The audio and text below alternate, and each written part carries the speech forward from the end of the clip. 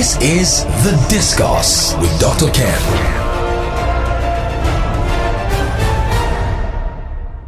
Hello out there. What a Sunday it is. Yesterday it rained cat and dog, like we say. But today is much brighter, and we have a very clement weather. And no wonder we're going to bring you a topic that would put you in the right state for a very good Sunday. Did it rain in your area? Did you get the roof leaking? Talking about leaking roofs today, we're discussing the landlord and the tenant. Are these people friends or foe? I brought in a very bright, relatively young barrister and lawyer who is very vast in this area. By the way, this topic came out of popular request because a lot of people seem to be troubled by this relationship between the landlords and the tenant. But last week was mind-blowing. We had the creative economy. Obi Asika gave justice to that topic. And all the messages have been pouring in. In fact, people are demanding not just for 2.0, but 3.0, and if possible, 4.0 on the creative economy. And I'm not surprised. Why? Because that is the new vista. That is the next frontier, especially for our teeming youth, productive population out there. Next week, we are going to deal with Lekwa syndrome again because there's a lot of requests, but we'll consider that we wanted to deal with the boardroom role of board and the boardroom in top management. But it looks like the Lekwa syndrome is gathering a lot of votes in terms of what we should discuss next week. But I'll confirm that before the end of the program. But today, we are dealing with the relationship between the landlord and the tenant. Are these people friends or foe? After the break, I will introduce my guests and we kick on. Please hang in there. I'm very sure and certain you will have a fantastic show today. This is The Discourse with Dr. Ken. Yes, welcome back. Today's topic is the landlord and the tenant, friend or foe. And my guest today is George Lekwa ESQ. I'll summarize his profile as much as I can, but this is a brilliant young lawyer. And I'm very sure that because of his demographics, he relates with the topic of today. And a lot of you out there equally relate. By the way, you can reach us on 090-921-72973. I take it again, 090-921-72973, and of course, sweetheart, Classic FM 973. I mean. Now, let me introduce George Lekwa to you. Barrister George Lekwa is a private legal practitioner with tertiary education at TENANT University, Awka. George attended the Nigerian Law School, Lagos, and he was called to bar in 2012. Relatively young, but I met this young man a couple of years ago, and he has bailed me out from a couple of very tricky situations. So I am very sure that you guys would enjoy his knowledge, his expertise, especially in this area, because he's a seasoned lawyer and legal practitioner with over 10 years experience with expertise in commercial and criminal litigation and advisory. He's the principal legal counsel at the George Lekwa & Co. Kerub Chambers in Victoria Island. Welcome, George Lekwa. How are you today? Thank you, Doctor. I'm fine. Good to be here. Yeah, I'm sure all your friends are associates. Anyway, you are the appropriate person, being a lawyer and with a lot of experience in this space. Yes. You will be able to give context and clarify a lot of issues that trouble people in this relationship, especially in an economy and in a country where we have a huge deficit in housing. Therefore, it's a pressure point for a lot of people. So, let me start, George. Who is a landlord and who is a tenant? I like to ask that question. Not that we don't know, but you just break it down. Just so that the professor out there, the doctor out there, even the lawyers like you out there, the mechanic out there, just everybody will understand who really is landlord and then who is tenant. Okay, thank you, Doctor. Thanks for the opportunity to be here. The concept of landlord and tenant, it's a description of a relationship between Mr. A, for instance, who owns a house or a building, and then who is willing to give it out to another person for consideration. And then the person who takes it from him, who wants to use or who is in need of such a house, becomes his tenant. Okay. So the man is a landlord because he owns the house or the building. Then the man who wants to live in there to pay value for it is the tenant. Oh, fantastic. So that's the relationship. Yes. So, there is a relationship. And that I want to assume that apart from a friendly relationship is a legal relationship. So if you are a tenant, for example, what by the way, what types of tenants do we have? Because I assume there are different kinds of tenants. For the purpose of clarity, can you explain to me, what kinds of tenants and what kind of attributes, what differentiates them? Okay, so the kinds of tenants we have comes with its implication. There is the yearly tenant. The yearly tenant, we have the quarterly 6 months tenant, half yearly tenant. We have the quarterly tenant, then we have the tenant at will. Okay. So each of these definitions or each of these tenancy relationship has its legal consequences. The yearly tenant pays his rent 1 year in advance, just as the name implies. And then somebody who is a quarterly tenant or a half-yearly tenant pays 6 months, and the other is a monthly tenant who, of course, pays 1 year. So the legal implication is as to how each of these tenants can be evicted from a house. And that has to do with the notice that he or she enjoys. So that's just a brief summary of the types of tenancy. So is that all put together with a view to just evict? Is that the end to the game? Okay, no, there are two approaches. Number one is that the amount of money he pays to the landlord, if he's a yearly tenant, he is expected to pay in full.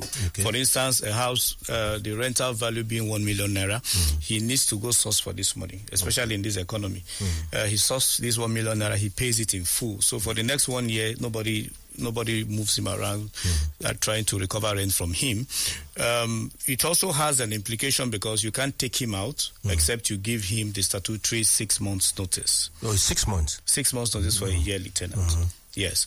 And then for the quarterly tenant, he's entitled to 3 months notice. Okay. For the half-yearly tenant, is entitled to 3 months' notice. And then for people we call the tenant at will, is entitled to a 7 days notice of owner's intention to recover premises. So what kind of tenancy you develop or the relationship you create, it borders on how you can be evicted, which has to do with the privileges that you enjoy. The privileges you enjoy. So a 1 year tenant has lots of latitude. So he has 6 months to be before he can be taken out of the place. Okay, great. By the way, listeners, you may have any border around this subject.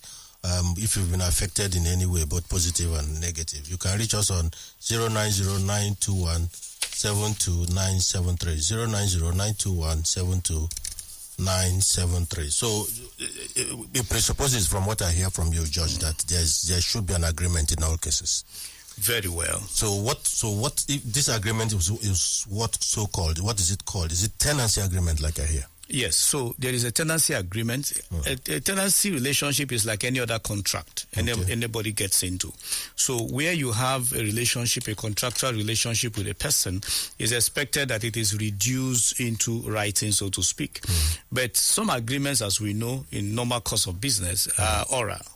Okay. Yeah, and then it is my word against your word. Okay. But because of the implication that follows tenancy relationship, such that the landlord is the owner of the place, he can wake up one morning and say, you know what, I need this house. And then the tenant is saying, okay, yes, even though you own this house, I expect that I be given some notice in order to prepare myself to leave. So because of that issue, there is need that this relationship is reduced in writing, and which is called a tenancy agreement. Okay. So that's how it came about. But yes, there's a lot happening in that space, a lot has been modeled up, So I see all manner of people, including hoi pollois, parading themselves as capable of writing this tenancy agreement. So who is the proper person to draft a tenancy agreement? Okay. Before I answer that question, I'll say that we've had cases where a prospective tenant complains that the landlord insists on drafting the agreement by himself, and the tenancy fee or the legal agreement is paid to him. That's a discourse for maybe another day. So I must state here that. But is that right, though?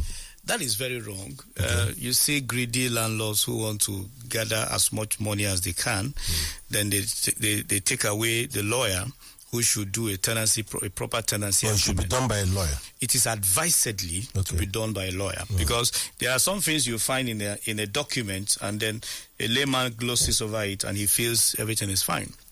But it takes a lawyer to look at those documents and know what this means and know what the implication is, just to be sure. Yeah, but I see, not that I'm a lawyer anyway, but in the course of life experience, I see a lot of copy and paste going on there too. People just generate tenancy agreements hitherto that was written by some lawyer 10 years ago, 5 years ago. Just substitute the names and the address and it becomes a tenancy agreement. Okay, so that's the reason why the tenant or prospective tenant is expected to employ the services of a lawyer to read through the document and ensure that his rights and privileges are captured. For instance, if you copy and paste a tenancy agreement that states the tenure of the tenancy to be a fixed term, for instance, some agreements will say this tenancy is for 1 year certain. That word, 1 year certain, means a lot. That means that you are not entitled to a quit notice. The tenancy agreement provides that this tenancy expires by a fraction of time, 1 year. So once it's 1 year certain, you leave. So the tenant who is banking on the landlord to give him 6 months notice will be delusion. He's not entitled to any such thing. So that's an example of a situation where the warrants that every tenant who will be affected adversely by the actions of the landlord actually. Between the two parties, there is one who has strength and one who is weak. The tenant is actually the weaker person here. So he needs to be protected much more than the landlord. Why is he considered weaker? Yes, because the landlord owns the place and the landlord can evict you after giving 2 statutory notices. He can ask you to leave the place. And the tenant may find it difficult to find a place, just as in your opening remark where you mentioned housing deficit in Nigeria. It is unfortunate that we do not have enough houses to go around, and then the government agencies are very, very busy pulling down some other structures that has been put up for one excuse or the other.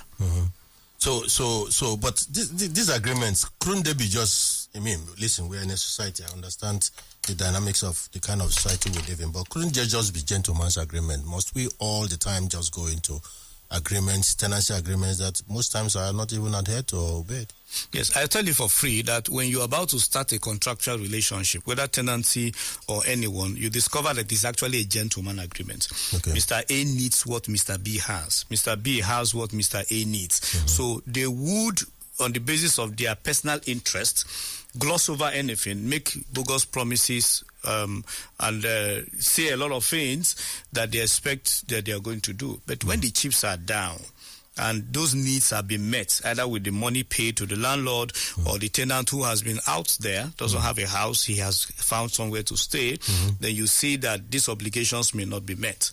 Now, when you get to court or in the course of this disagreement, it will be my word against yours. So it is what he said and then what I said. There is no certainty. So the only thing that saves the day is looking at the contractual document.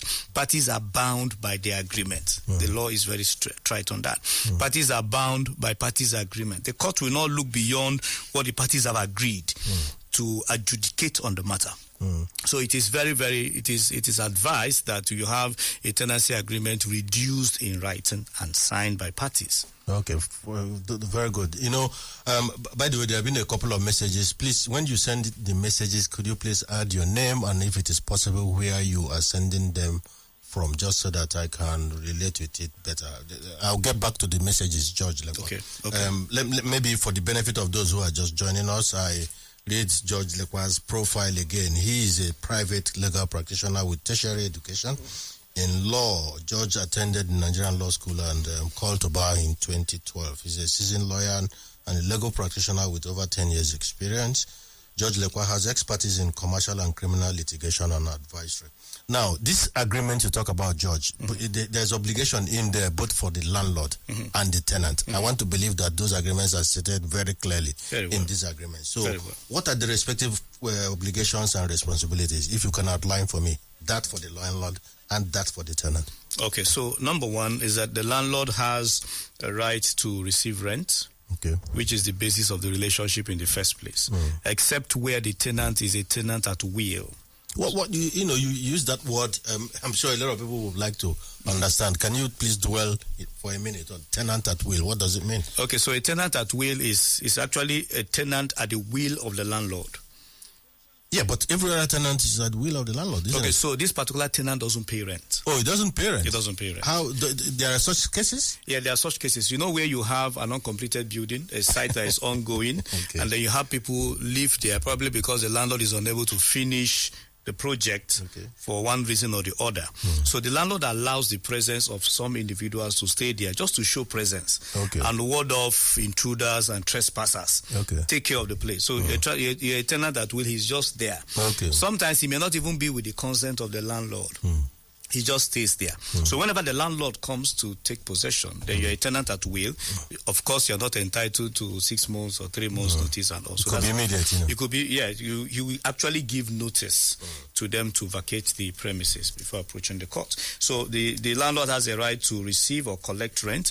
The landlord has a right to renew the tenancy, and he also has a right not to renew the tenancy.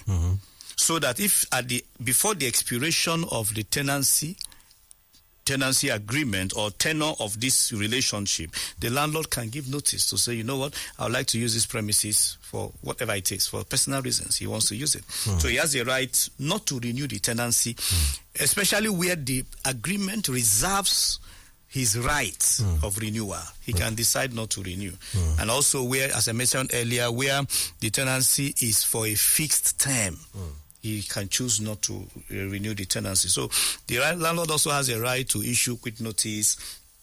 He has a right to have his apartment maintained. This is also a place of comfort. So you're going into obligations now, isn't it? Yes. That is for the landlord now? Yes, of the landlord. What are those obligations? Okay, so one which is contentious is the landlord's right to move into the premises and maintain the premises or do some maintenance jobs or something. Now, sometimes people would ask, why won't a landlord be allowed into a property that is his own and he needs to take permission from the tenant? That's what the law provides, actually. So that you're a landlord does not mean you wake up one morning and then force your way into a house occupied by someone who is a tenant. So you need to give reasonable notice to him to say, I would like to carry out maintenance in this property at so time, so that he prepares himself and prepare for you to come in. So on this point, it will be right to say that the tenant can maintain an action against the landlord for trespass. Where the landlord moves into a property without first obtaining consent of the tenant. Wow. Because possession is 90% ownership. So at that point in time, though he's your tenant, but he is the lord of that apartment at that time. He has possession. So though you are the landlord, you must give him notice to say you want to come in to do inspection or to do maintenance or something. So he has a right to come into to do the maintenance, but that right is subject to notification and consent of the tenant. The landlord, with respect to the government, has a right to compensation where the government feels that property or that space could be used for public good. So these are the rights of the landlord. What are the obligations of the tenant? Now, the tenant, the tenant, first of all, let me say the rights first. The tenant has a right to a written agreement. The tenant has a right to be issued a receipt of payment. In fact, it's actually an offense where you don't issue a receipt. Going by the tenancy law of Lagos State. It's an offense. Yes, it is an offense. It is an offense. Upon conviction, there's a fine of 100,000 naira. So where you don't issue receipt, you look at Section 5 of the tenancy law of Lagos State of 2011. So the tenant is entitled to receipt. The tenant is entitled to peaceful possession. So that you're a landlord does not mean you wake up one morning every day, you come supervise, you come give instructions and disturb his peace. So he's entitled to peaceful possession. We have situations where landlords, especially those landlords that live in with the tenant in the same property. So they tell you must not bring guests at 9 p.m. You must not play loud music. You must come back home at 8:30 p.m. That negates the right. So we have situations like that? Yeah, there are situations like that. The landlord begins to graduate your movement and even restrict. Exactly. When it's 9 p.m., he locks the gate. So could that have been in the agreement when you took the space or the property? Really and truly, it's not stated. Usually not stated in the agreement. And such situations, you see it more. It more likely occurs where tenants and landlords don't even have an agreement. Okay. They just do an oral thing. Great. Hold it there, George Lekwa ESQ. We'll go on a quick break, and when we come back, we go back right into the responsibilities and the obligations of the tenant. This is The Discourse with Dr. Ken. Great. Welcome back, and thanks for joining us. Thanks for enjoying the show. Today we are dealing with the relationship between landlord and tenant. Are they friends or foe? You can join us on WhatsApp number 090-921-72973. I take that again. 090-921-72973. George Lekwa, there's a question in here from Akin. In fact, there's a situation. He is saying that I'd like to know when your tenant is meant to renew his tenancy on a 6-month basis, and suddenly he wants to move out within 2 months. What happens in such situations? I don't get the question. Neither do I, but let me read it fully. I'd like to ask the guest a question regarding today's topic. Of course, the today's topic is clear. I'd like to know what to do when your tenant is meant to renew his tenancy, and suddenly he says he wants to move out 2 months later. Okay, so you cannot force an unwilling tenant on a landlord. Okay. Same vein, you can't force an unwilling landlord on a tenant. So if a tenant ordinarily should renew his rent, he's just saying basically that he's no longer interested in that contract. And if he's expected to renew for another 6 months, and he comes up within the 2 months to say he wants to leave, what it means is that he has to leave and then pay for the 2 months he has stayed. So you can't force a tenant to remain, even though he agreed to stay for 5 years. So this is The Discourse with Dr. Ken. Some people will say these obligations and tenancy agreements we write and sign are there to be breached. Are there cases when they are breached? Are there cases when they are breached? I mean, when is the obligation breached? When is it considered a breach? I'm sure you've had such experiences. Very well. The breach can come from either the landlord or the tenant. That takes us to the fora of being a foe. That brings us to the discourse. That's where the foe comes in. Now, okay, yes. So this relationship between landlord and tenant, they can be friends. Yes. They can be foes. Now, what makes them be in either side of the divide is with respect to each of these parties knowing who they are, their responsibilities and obligations. So that where the tenant knows his rights and the obligations or covenant he owes the landlord and keeps to it. Okay. And the landlord does same, they are friends. Okay. It becomes a very toxic relationship where either of the parties decide to knowingly or unknowingly breach a covenant that is expressly stated or impliedly stated. So, for instance, the tenant is expected to renew his rent at a particular time. He doesn't do that. That's already a breach.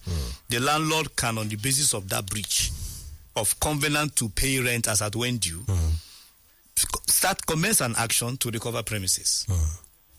The tenant, on the other hand, is entitled to peaceful possession, just like as I mentioned. But a case where the landlord wakes up one morning to say, he has a guest who came in the middle of the night and has nowhere to stay. I'm the owner of this house. You need to allow him stay in one of your rooms. We've had such cases where that happened. That's actually a breach. And the man is shouting that he owns this house. He bought this house with so much millions of money, so he can dictate who comes in. We've had situations where tenants' guests are refused entry into a particular premises, either because they didn't greet the landlord who is seated upstairs, and then the landlord insists that he must leave the place. So, if the agreement of parties as stated in the tenancy document, any of the parties goes foul of it, then it is constituted a breach. Okay. But most times in practice, some of these breaches are waived if they are infinitesimal, if they do not have so much impact. Okay, David from Apapa is asking, what happens if the 6 months quit notice expires? What should the landlord do if the tenant decides to sit tight? Okay, so where you issue, there are two statutory notices. The 6 months notice issued to a yearly tenant, and then where the 6 months notice has expired and the tenant has not moved, the landlord is expected by law to serve him 7 days notice. 7 days. 7 days notice of owner's intention to recover premises. Okay. That is the second statutory notice. Okay. So before you file an action in court to recover premises, these are the conditions precedent. You issue the first 6 months, you issue 7 days notice. Then at the expiration of the 7 days notice, then you now approach the court to say that you want possession of the place. Oh, great. Listeners, what a topic we're having today. In fact, it was pushed to me by a popular vote and opinion, because it looks like a very troubling relationship between landlords and tenants, and we decided to soften it up today and bring you this conversation. The topic is landlord and tenant, friends of foe. So this is where that relationship becomes, the friction begins to creep in, then the foe side of it begins to.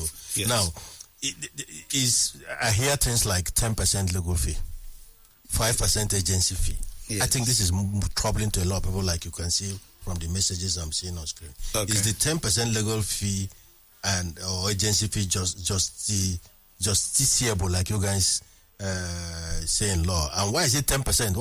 Couldn't it have been 20? Couldn't it have been 2? Couldn't it have been 5? Where did the 10% come from? Okay, so I'm going to speak more about the legal fee, because that's actually what concerns me. I'll allow the agents to sort themselves out. Okay, that was on a lighter note. Every worker is entitled to wage. That's the first thing I'm going to say. So that whether an agent or a lawyer puts in an effort and is able to secure maybe an apartment for a tenant, he's entitled to be paid his fees. Now, where a lawyer drafts a document, that lawyer is entitled. He will be said to have earned his fee. Now, some persons want to avoid payment to the lawyer, and then they want to save money, so they go do copy and paste, and then give to somebody to sign. Sometimes they don't even sign a document. Why? Because they want to save a certain 10% of the rent. When trouble comes, you spend 50% of the rental value to solve the problem. Okay. So it is better you pay a lawyer the 10%, and he sorts your document and make sure your interest is protected. Is it just any lawyer, or all lawyers are capable and qualified to do this? Every lawyer is qualified. Okay. There is no lawyer. Once he's a lawyer, he's qualified. Okay. There is no lawyer that is not qualified. There are no specialties around this. No. If a lawyer decides to specialize in property, then you say he's a special. Okay. He has a specialty in that area. And there are such lawyers. Yeah, there are such lawyers who major in property. Some even do masters in property law. Okay.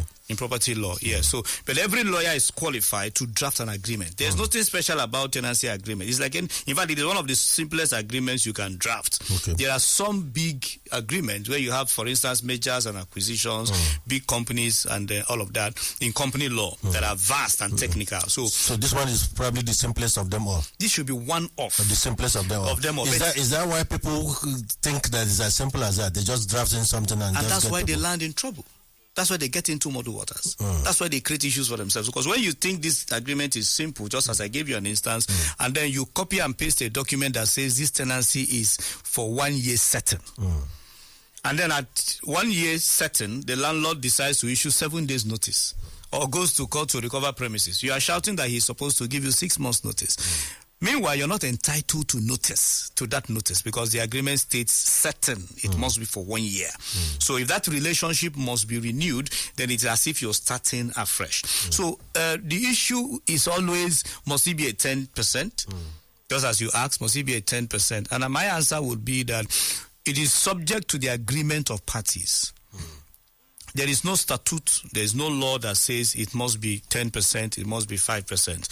So parties will agree to say, okay, this agreement, the legal fees will be 10% or 5%. But I know by practice that if the value if the rental value is high, usually it comes down to maybe a 5%. But it's subject to the agreement of the parties. Now the lawyer and the tenant now, not the landlord and tenant. So this 10% is not sacrosanct. It could be 1%, it could be 2%. Yes. Because most times I hear that people just insist on the 10%. It depends on the agreement parties have with the lawyer or with the agent. But the source, where did that come from? You know, how did it become a cornerstone figure for property? It's actually something that evolved over time. Okay. It's a practice, so to speak, that has evolved over time. So people do 10% for any transaction. Okay. Even the market people. Okay. You go to the market, you have persons who run around the market. They will take you to a shop where you buy goods. Okay. When you buy goods there, then they will tell the owner will give them 10% of the value of agency fee. Now, there's a message here from Michael Uwe. His question is right. I mean, I think he's dealing with landlord or landlady. Here, I don't quite see. In one breath, he says landlord, the other breath, he says landlady. But that's irrelevant now. But he says this landlord increases my rent every 2 years. Is that the appropriate thing to do, or should it be fixed in the agreement? Because in such circumstances, what do a tenant do? Okay, so that brings us back to the content of the tenancy agreement. Tenancy agreement could provide that the rent will be reviewed every 3 years. Some could provide that rent could be reviewed every 2 years. Calls could be 5 years. Some could even state that tenancy agreement could be reviewed once every year, annually. So whatever parties agree, the court is bound by parties' agreement. Okay. Provided that agreement is not illegal. So there's no illegality where the parties agree that the rent should be reviewed every year. Yes, so provided it's not an illegality and parties have agreed to it, then they must stick to it. So, but if a tenant complains that the rent is being reviewed and it is outside the agreement, then it's a basis for him to approach the court to protect his right or hold that agreement should be sacrosanct. Where there is no agreement to that effect, then he should approach his landlord for a review, and then we draft another agreement that will contain the terms of review of rent. Okay, that's very good. Another question is coming in here. I say, please, what happens when landlord sends monthly trumped fees in the guise of service charges? Okay, so if you look at Section 10 of the Tenancy Law of Lagos State, it provides that where a landlord collects charges from tenants, maybe for payment of some service that has been rendered as agreed by parties, that landlord is mandated by law to render account to the tenant. To the tenant. Yes. Okay. He's entitled to rent. The tenants are entitled to an account of how the money was expended, what was paid, and what is left. This also goes back to what was agreed by the parties, what is in the agreement. Initially. So if the agreement is that this is a service apartment or that the landlord is going to provide so service and the tenants are going to pay.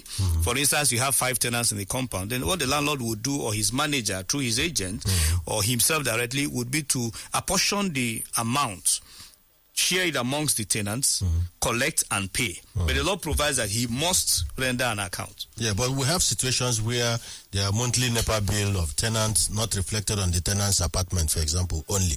I mean, we have situations where landlord sends a total NEPA bill for an entire block of, say, 10 flats, then divides amongst all the tenants. Is it the right thing for a landlord or agent to do? Okay, so the first thing we should do, I would say, is that we need to go back to the metering policy of the government. Okay. There is need for every house or home to be metered. Okay. Where we have prepaid meters in all our homes, we wouldn't come to this issue. I also know that there are some landlords who want to also profit from payment of bills, such as NEPA bills. So what they would do is to get the bill from the electricity company and then add whatever they want to add to it and ask tenants to pay. But just the law we stated here in Section 10, accountability. So what it means is that the landlord must be able to show to the tenant, this is the bill we received for this month. So everybody knows what he's obligated to pay from this bill. So where there is secrecy and there is no the process smells of lack of integrity, then it's an issue.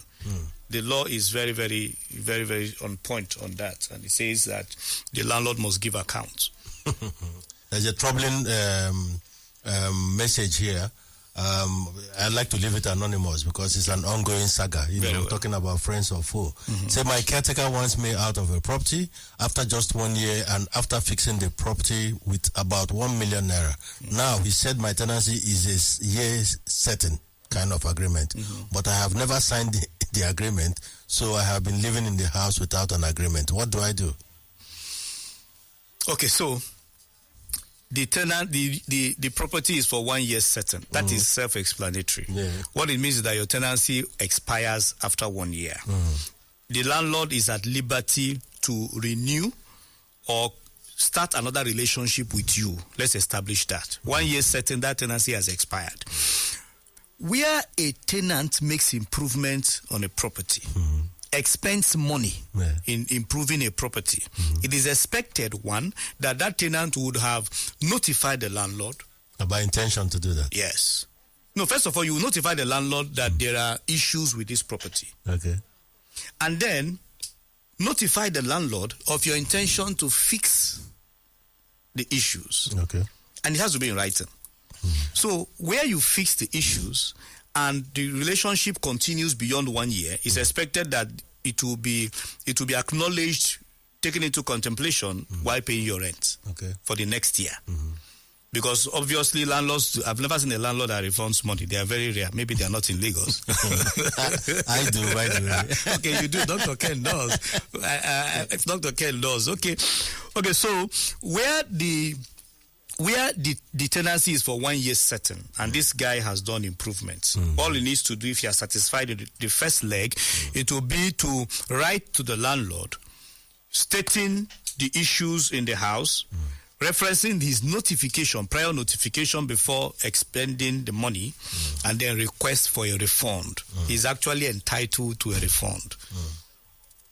For such an improvement he made. He's entitled to a refund? He's entitled to, yes, provided he notified the landlord. Okay, but have you seen live cases where landlord actually makes those refunds or even convert it to, say, the elongation of the tenure for tenancy? Okay, so in practice, it's actually difficult to have a landlord make a refund without a fight. Okay. So most times he will refund, but that is not going to be without a fight. So where the tenant really feels that he has expended so much funds, even if the funds is not much, with the economy of Nigeria we have today, such tenant, except if he wants to leave the matter to God. Yeah, but if the matter shouldn't be left to God, then it should be taken to the court so that the court can adjudicate. He's entitled to such a refund. Okay. And the court would look at the circumstances and then grant such a prayer. Okay, now I've been itching to ask you this, and maybe this is the right time to do that. Now we have many cases of discrimination, and I'm talking of discriminating against different types of tenants on the basis of tribe, religion, and so on and so on. Even sometimes sex, man or woman. So is it just seeable? I mean, have you had such cases, and how do we go about it? Can any landlord discriminate on the basis of tribe, religion before he considers taking in a tenant to his property? Yes, by the law, it is wrong. The Constitution gives everybody the right to live anywhere in any part of Nigeria. So if everybody has a right to live anywhere, that means that he should not be discriminated against. Okay. It is actually a breach of his right to be discriminated on the basis of sex, on the basis of ethnicity. In fact, in practice, it's even there's this discrimination against women, young ladies who are not married. So the landlord doesn't want to give him the place. There are such cases, Yes, they abound. So young ladies who are looking for apartments will go hire a boyfriend, a temporary boyfriend. But boyfriend is okay for the landlord. So not husband. Yeah, that boyfriend will come, and then sometimes could it be surrogate husband or something. Circumstantial husband, maybe. So the husband comes and takes the place as the would-be husband. Okay. The man comes and then, he immediately presents himself as the man who wants to marry her. They want to settle in. Sometimes some people even go as far as saying, but I'm not based in Lagos. I'm based abroad. I want to rent this for my family. So the lady comes in there and stays. So this discrimination is actually wrong. Okay. It can be a basis for litigation. Okay. Where because his or her right to the property to live anywhere would have been breached. So where such a case are bound, then the appropriate thing to do will be to go to court. But the question will be, with which funds were this litigant to go to court to say he was discriminated against? So Nigerians are used to leaving it for God. But if it is wrong, it is very, very wrong. I also know cases where the landlord discriminates against a particular tribe. Wow. Yes, and they tell you, no, this particular tribe, you people, they are troublemakers, will not give you house. Why? Why did they do that? Yeah, because I do not know what it is, but I think it is the temperature of the society. Okay. I have a matter we are doing now, where a person was discriminated against just because he's from the southern part of Nigeria, and people made several careless statements in that regard. I have been discriminated against, not because of my tribe, but I was discriminated against with respect to renting an apartment because I'm a lawyer. And the landlord says he doesn't want trouble. He doesn't want a lawyer. That a lawyer is troublesome. So when you come into his house, that you can stay there, you won't pay. And I said, lawyers are the best people to give to give an apartment to, because the NBA is a strong organization, and it can be a regulatory body that can call a lawyer to order. So no lawyer will want to go foul. No lawyer will want to stain his integrity. So they're the best people to. Sorry, I'm not trying to advertise for lawyers, but they are the best people to give an apartment. Okay. What you just did, anyway. So there are cases, where landlords take laws into their hands. And what do I mean? They go as far as, in a bid to eject a tenant, they go as far as removing the rent or even cutting water supply in some cases. Have you experienced in the course of defending some tenants? Is it something that is predominant? Is it something that happens? Yes, actually it does. And how does the law see that? Yes, actually, the law frowns at it. There are laid down procedures for eviction of a tenant. Now, where the laws are not adhered to, the society goes into anarchy. Everybody takes laws into their hands. So you will also expect that a tenant who believes the landlord is supposed to make the house habitable and does not make it habitable should also take the laws into his hands by going to drag the landlord, which will cause a fight ordinarily. So the law has stated guidelines, procedures to do this eviction, and that is giving quick notice, 2 statutory notices. The guy doesn't leave, you still go to court. You don't take the person out, you don't remove the roof, you don't cut off water supply. It is actually very wrong, and the law frowns at it. If it happens, it can be brought before the court and litigated upon. The court can make an order to say that such actions that are inimical to this person's peaceful habitation should stop, pending the determination of the substantive suit, which is in court. I have a message here who is saying that there's been a case where an impostor appears in court on his behalf, and then the landlord gets a quick notice on in that circumstance, and the court tries to eject him even though he wasn't the one that was served originally. I mean, does it happen? An impostor or landlords surreptitiously decide that is the way to get a tenant out of a house? Yes, I've seen several cases like that where, just as you read out in the question that was asked, somebody comes to court to say, yes, I'm actually the tenant in this particular property. I'm actually owing 500,000. I actually will leave in 1 week. Okay. And then the court records it. Some go as far as signing terms of agreement, terms of settlement, and then it is handed over to the court, and the court reads it as its own judgment. So the matter is filed in court, and within 1 month, the matter ends. Meanwhile, the parties involved are not proper parties. The landlord is a proper landlord, but this guy is not the tenant. So if you receive such judgment, then you can apply to the court to set aside that judgment on the basis that such judgment was obtained by fraud and misrepresentation. But before you go through that, the deed is done already. I had a case like that which we managed in 2019. Okay. Yes, so this guy was still in possession. We were still in court. And then the landlord arranged somebody who came to court and agreed that he is us, he is my tenant, he is my client as tenant, and agreed to leave in 2 weeks. And upon 2 weeks, they got the bailiff, came to the place and threw everything out. Wow. That was when we knew that there was a court proceeding somewhere.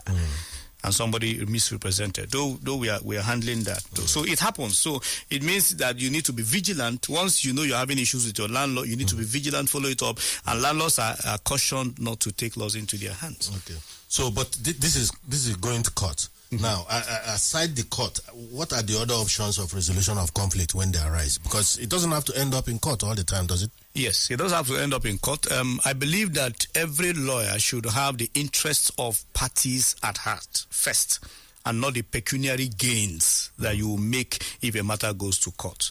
It doesn't pay anybody for all matters to end in court because of waste of time, waste of resources, stretching the court, which are already overburdened with more serious matters. So what should be on the mind of every lawyer would be amicable resolution out of court settlement. So the lawyer to the landlord could broker such peace if the tenant doesn't have a lawyer. So when the tenant has a lawyer also, both lawyers could come together and find a common ground. This man, we need him out in February. Okay, this man is saying if you give me till April or May, I'll be ready to leave. So we'll find a common ground and do an amicable settlement amongst the parties. Now that is one. In the parties agreement, the tenancy agreement, there's actually what we call the arbitration clause in tenancy agreement. In fact, it's you find it in several contractual documents between parties. So what that clause implies is that if there is a dispute between the parties, in this case the landlord and the tenant, such dispute should not be submitted to the court unless and until it is referred to an arbitrator. Okay. That's a clause. Now, that is a condition precedent to go into court. So the landlord cannot go to court. The tenant cannot go to court. They have agreed that their dispute must be submitted to an arbitrator. Okay. So where one person goes to court, you can bring a preliminary objection to say, you are not supposed to be here, we are supposed to go for arbitration. And what the court most times would do would be to order parties to go to arbitration. That is, recognizing the sanctity of their parties agreement.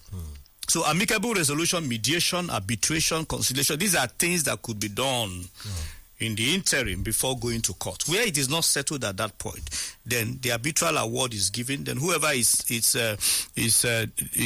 not comforted would then proceed to court. Okay, fantastic. There are a couple of messages. I'll just take one. It says, "Good afternoon, Dr. Ken, and our guest is asking who is responsible, who should really be responsible to pay this tenancy agreement. Shouldn't it be the landlord? Because, I mean, the landlord owns the property. So Sam is asking, who should be paying for tenancy agreement when it's drafted?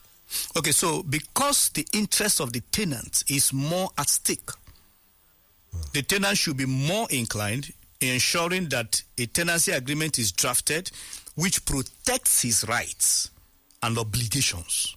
Because if anything goes wrong, who suffers more? The tenant does. It's just like a man who goes to buy a property. It is not the seller's lawyer that should draft the agreement.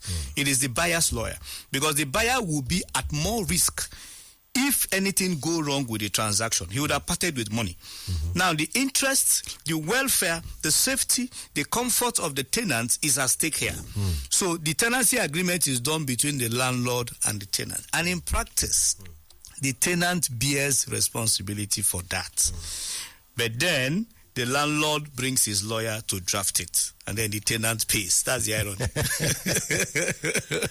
Great. There are a lot of questions around the real estate and estate agent. In fact, since it's pouring in, let me take it. Role of real estate agent and who is really qualified to be a real estate agent, because I mean there are all manner of people now parading themselves as real estate agents. I know we're talking about landlord-tenant relationship, but you couldn't exhaust this topic without the issue of real estate. I mean the estate agent coming up. So that's actually one of the easiest ways, so to speak, to earn a fee. So, but then not everybody who parades as a real estate agent is actually a real estate agent. Some of them just get into it because they know the landlord and then they know somebody who wants to buy. So they just connect the both of them. So, but then to be a real estate agent, one is that you must understand the real estate industry first. And then you get some training. there are courses you will do to be grounded in real estate transactions, so that you do not make mistakes, because both the parties also rely on your expertise to advise on which property would appreciate, which property makes sense, which property is defective, and all of that. Now you come up with a strategic plan on how to affect your business, and then you get the necessary licenses, and probably incorporate a business to do that real estate transaction. So real estate business is actually bigger than what people do. There's actually lots of training that should go into it before you qualify as a real estate agent. So not everyone you see around, they are agents, yes, but they are not really real estate, they are not really qualified to practice as real estate practitioners. This same tenancy agreement is still apparently is a tension point between landlord and tenant, because I can see a message here saying, why is it that when you bring your own lawyer to draft a tenancy agreement, the landlord immediately sees you as a prospective foe?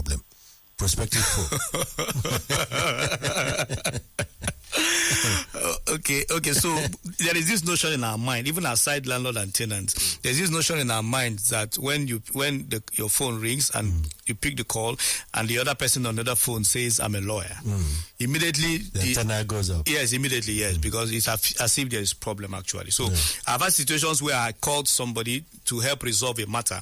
Before I told him I'm a lawyer, I said, "I'm calling you to resolve a matter. I am a lawyer, but I'm not calling you to fight. Yes. I'm actually calling you to resolve." So he's relaxed to discuss with you. So they believe once you bring in a lawyer, then there is trouble, as though lawyers are troublesome people. Maybe not. Now, as we wind down, there is a law in Lagos that says that rent should be paid not yearly but monthly. Is there such law? Yes. So is it being adhered to? If not, why? Okay, so the tenancy law of Lagos State 2011 states that you cannot take, for a yearly tenant, you can't take more than 1 year rent. In some situations, for a 6 months tenant, you can't take more than 6 months. But I must say, I must note that the tenancy law of Lagos 2011 does not apply to every part of Lagos. Some areas are exempted from the operations of this law. Do you know those areas? Yes, so you have the VI, Victoria Island, you have Ikeja GRA, you have Apapa, you have Ikoyi area. They are exempted from the application of this law. So when we say that a landlord, yes, shouldn't take more than 1 year rent, and it's the accompanying punishment where you go against such laws, then we must have in mind that some areas are exempted. Even some hospitals, schools, and some of these public areas also are exempted from the operations of this law. Yes, so actually, yes, there is, provided that it is within the area that this law is applicable to. Yes. Okay, so I just take a quick question before I take your proverb for the week. This tenant, he says agreement was reached in July, but the house wasn't ready because he needed to undergo repairs, and the tenant eventually moved in September when repairs were done. However, landlord is insisting that the tenancy agreement is backdated to July. Is this an unscrupulous landlord? Yes, he's not just unscrupulous, he's fraudulent. And when an agreement is tainted by misrepresentation of fraud, it is a basis to set aside that agreement. So the tenant can, as a matter of fact, approach the court to say, you know what, this agreement is breached, this agreement is tainted by misrepresentation and fraud, then the contractual terms cannot hold. Where a document is backdated, in fact, it's a criminal offense. It's a criminal offense. It's forgery, so to speak. So a criminal action could be instituted while the civil action to vacate the agreement parties have signed can also go on with it. Okay. Thank you very much, George. Listeners, I hope you've enjoyed today's installments of the Discourse. Next week, like I said, we are looking at the Japa syndrome again, but I'll confirm that during the week. This has cost Nigeria a lot, and there's an argument that it has also helped Nigeria a lot too as far as the economy and inflows are concerned. So in trying to balance this argument, we thought we should revisit that topic, the Japa syndrome. Thank you, George Lekwa, for coming. Do you have your African proverb for the week? And then, of course, we would like to take a music from you just to wrap up our Sunday. What will be that African proverb for the week? Okay, so the African proverb for the week will be: the service you render to others is the rent you pay for your room on earth. The service you render to others is the rent you pay for the room you occupy here on earth. Okay. That will be my African proverb. Do you have a music you've chosen? A music you've chosen for choice of music? I should have told you that earlier than now, but I'm sure off the cuff you could choose a music, and then we give the listeners. Okay, so we can do Who the Cap Fits. Let him wear it. The landlord cap fits, tenant cap fits, anybody, let him wear it, and you wear it well. Yeah, thank you very much, George Lekwa. Thank you. And thank you, listeners, for staying with us. Enjoy the rest of your Sunday. Have a very good one. Bye. Bye. Thank you. And that's it on The Discourse with Dr. Ken.